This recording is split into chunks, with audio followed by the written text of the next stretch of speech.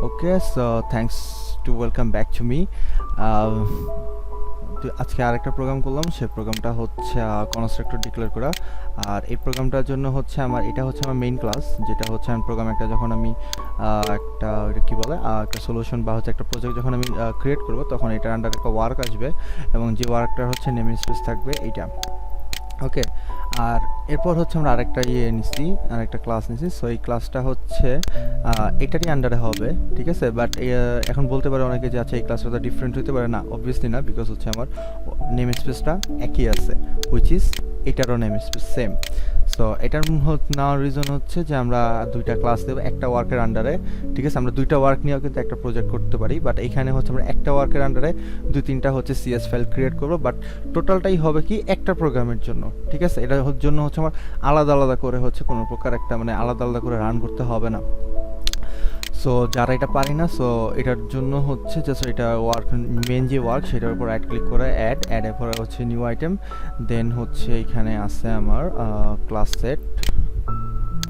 এই যে এখানে আছে আমার ক্লাস, সো এখানে আমি ক্লাসের যে কোনো একটা নাম দিতে পারি, দেওয়ার পর অ্যাড দেওয়ার সাথে সাথে এখানে অ্যাড হয়ে যাবে। সো আমি এখন অ্যাড করলাম না, বিকজ হচ্ছে আমার এটা দরকার নেই। আচ্ছা, এখন শুরুতে বলছিলাম যে হচ্ছে এটা একটা কনস্ট্রাক্টর প্রোগ্রাম। সো এটার জন্য মেনলি হচ্ছে একটা ক্লাস ডিক্লেয়ার করে নিতে হবে এখানে, যেটা হচ্ছে একই ওয়ার্কের আন্ডারে, ঠিক আছে। সো এটা গ্লোবাল ভেরিয়েবল ওয়ার্ক 1 এবং এটাও গ্লোবাল ভেরিয়েবল ওয়ার্ক 1। আর এখানে মেনলি গ্লোবাল ভেরিয়েবলগুলো ডিক্লেয়ার করে সেটার জন্য হচ্ছে আমরা কনস্ট্রাক্টর নিব। আচ্ছা, এখন এইখানে হচ্ছে কিছু কনস্ট্রাক্টর দেওয়া আছে, গ্লোবাল ভেরিয়েবল দেওয়া আছে। আর এগুলোর জন্য হচ্ছে আমার কনস্ট্রাক্টর ডিক্লেয়ার করতে হবে। এখন কনস্ট্রাক্টর ডিক্লেয়ার করার জন্য আমার প্রথমে এগুলাকে কি করতে হবে, একটা ফিল্ড ক্রিয়েট করতে হবে। যদি আমি ফিল্ডগুলো ক্রিয়েট না করি, সেই ক্ষেত্রে হচ্ছে আমি এগুলো পরবর্তীতে আমার যে মেইন ক্লাস থাকবে বা মেইন যে প্রোগ্রামটা সেটার মধ্যে আমি হচ্ছে ইনক্লুড করতে পারবো না বা হচ্ছে সে লিঙ্ক আপ করাতে পারবো না। সো সেই জন্য হচ্ছে প্রথমে এগুলোকে একটা ফিল্ড বানিয়ে নিতে হবে। এখন ফিল্ড বানানোর জন্য আমাদের একটা মেথড আছে, হচ্ছে একটা ক্লাস ডিক্লেয়ার করতে হবে, ওইটার আন্ডারে হচ্ছে দিস দিয়া ডিক্লেয়ার করতে হবে। এখন দিস দেওয়ার মানে হচ্ছে জিনিসটা ফিল্ড আকারে আসবে। ওকে, আচ্ছা, এবং এইটার জন্য হচ্ছে একটা ডিফল্ট একটা হচ্ছে আমার আরেকটা মেথড ডিক্লেয়ার করতে হবে। যদি আমি ডিক্লেয়ার না করি, তাহলে এটা হচ্ছে ওইটার সাথে ইন্টিগ্রেট হবে না, বিকজ হচ্ছে যদি আমি এটা না করি তার মানে হচ্ছে বা এটা না করি, তাহলে হচ্ছে ডিফল্ট একটা কনস্ট্রাক্টর ডিক্লেয়ার করবে। বাট আমি ডিফল্ট চাচ্ছি না, আমি হচ্ছে ম্যানুয়ালি সব কিছু করতে চাচ্ছি। দ্যাটস ওয়াই হচ্ছে এই দুইটা ক্লাস ডিক্লেয়ার করা। আর এখানে হচ্ছে আরেকটা জিনিস, সেটা হচ্ছে সবগুলা হচ্ছে আমার কি পাবলিক, জাস্ট একটা প্রাইভেট করা আছে, সেটা হচ্ছে আমার প্রাইসটা। এবং এটার জন্য যেহেতু এটা আমার প্রাইস আছে, সেই জন্য এটার জন্য আমার কী করতে হবে, একটা সেট এবং আরেকটা হচ্ছে গেট, এই দুইটা ফাংশন বা দুইটা মেথড দিয়ে আমার কাজটা করতে হবে। আর মেনলি এই প্রোগ্রামটা হচ্ছে হোপফুলি আমরা বুঝতে পারতেছেন যে install wise, price, memory size বা এগুলো দেখে বোঝা যেতেছে যে এটা হচ্ছে একটা পিসি বা হচ্ছে ল্যাপটপের হচ্ছে একটা কনফিগারেশন। ওকে, সো এটার জন্য হচ্ছে লাস্টে একটা ডিসপ্লে ভেরিয়েবল নিলাম, যে এখানে হচ্ছে আমার জিনিসগুলো আউটপুট হিসাবে আসবে, ঠিক আছে। এবং যে ওইটা হচ্ছে টোটালটা কল হবে হচ্ছে আমার সেকেন্ড ফাংশন থেকে, সেকেন্ড ক্লাস থেকে। আচ্ছা, তো এখন হচ্ছে প্রাইস তো হচ্ছে অবভিয়াসলি এখানে আমি একটা ল্যাপটপের হচ্ছে কনফিগারেশন দিলাম, আর এখানেও দুইটা ল্যাপটপের টোটাল কনফিগারেশন। এখন প্রাইস হচ্ছে দুই রকম আসতে পারে, হ্যাঁ। এখন এখানে 0 দেওয়া আছে, যদি আমি এখানে 0টা না দেই, ঠিক আছে, সাপোজ এটা হচ্ছে অ্যাকচুয়াল প্রাইস, ঠিক আছে, একটা হচ্ছে 34,000, একটা হচ্ছে 38,000। ওকে, সো এখন যদি 0 না হয়, ঠিক আছে, তাহলে কি প্রাইসটা আমার আসবে। আর যদি এখানে 0 দিয়ে দিই, তাহলে কি এটা হবে? অবশ্যই হবে না, তাই না? কারণ কোনো ল্যাপটপের প্রাইস কখনো 0 হয় না, তাই না? অবভিয়াসলি তার নির্দিষ্ট একটা ভ্যালু থাকে। ওকে, ফাইন। সো এই হচ্ছে আমার মেইনলি কাজটা। আর এইখানে হচ্ছে যেহেতু আমার হচ্ছে কি প্রাইসটা হচ্ছে আমার কি প্রাইভেট ভেরিয়েবল বা হচ্ছে প্রাইভেট একটা ফিল্ড বা হচ্ছে প্রাইভেট একটা ভেরিয়েবল, নর্মালি আমরা ভেরিয়েবলই বুঝি, ঠিক আছে। সো এটাকে এখন যদি পাবলিক করতে চাই, সেই ক্ষেত্রে হচ্ছে আমার একটা সেট আর একটা হচ্ছে গেট মেথড ইউজ করতে হবে। সো ভ্যালুটা আমি সেট করব এবং হচ্ছে গেট সেট মানে হচ্ছে আমি ভ্যালু একটা দিব, হুইচ ইজ হচ্ছে আমি যে ভ্যালু দিব সেই ভ্যালুটা হচ্ছে আমার এই যে ভ্যালুটা যে দিলাম, এটা হচ্ছে আমার সেট ভ্যালু, ঠিক আছে। এখানে একটা সেট ভ্যালু আর এখানে হচ্ছে আমার একটা সেট ভ্যালু, এই দুইটা হচ্ছে আমার কি সেট ভ্যালু। তো এটার জন্য আমি সেট করলাম, এখানে একটা প্রাইস সেট করলাম, নতুন প্রাইস, ঠিক আছে। এই নিউ প্রাইসটা হচ্ছে আমার এইখানে যে প্রাইসটা থাকবে, এখন যে প্রাইসটা আমি দিছি এখানে, সেই প্রাইসটাই হচ্ছে আমার সেট ভ্যালু।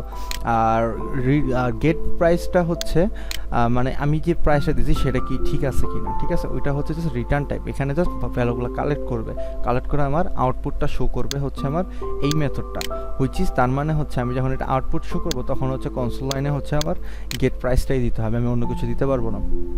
ওকে, সো অবভিয়াসলি আমি ভ্যালুটা আমার কখনো নাল হবে না, তাই না? সো যদি নাল না হয় সেই ক্ষেত্রে হচ্ছে আমার ভ্যালুটা এখানে পাস হবে।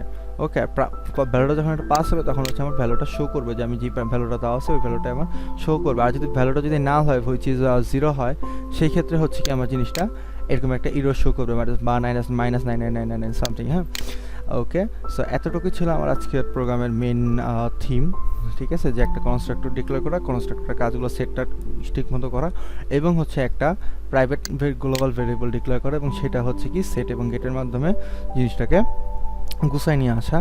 সো এই হচ্ছে আমার প্রোগ্রাম। এখন প্রোগ্রামটা যদি রান করি সেই ক্ষেত্রে কি আসবে,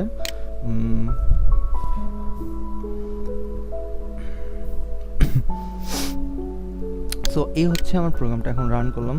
সো অবভিয়াসলি আমি এখানে ইয়েস দিতে পারি অথবা ওয়াই ইয়েস দিলাম। তারপর হচ্ছে আমার দুইটা ল্যাপটপের কনফিগারেশন বা মডেল হচ্ছে দেওয়া আছে, যেটা হচ্ছে আমি কনফিগারেশন জানতে চাই। সাপোজ আমি টিউ দিলাম, সেই টিউ দেওয়ার পর হচ্ছে আমার টোটাল জিনিসটা দেওয়া হলো যে মডেল হচ্ছে ডেল, এইটা ম্যানুফ্যাকচার বাই ডেল। এরপর হচ্ছে processor, screen size, memory, RAM, hard disk সব কিছু দেওয়া, এবং লাস্টে হচ্ছে প্রাইসটা দেওয়া আছে। ওকে, এখন বলতে লাস্টে যেহেতু প্রোগ্রাম শেষ, ওকে ফাইন, সি ইউ, টাটা। ওকে, এখন যদি এখানে আমি যদি বাইনিকে যদি হচ্ছে একটা আমি 0 দিয়ে দিই, তাহলে কি হবে, আমার সেটে কিন্তু এখন 0 হয়ে গেছে, হুইচ ইজ আমার ভ্যালুটা নাল ভ্যালু।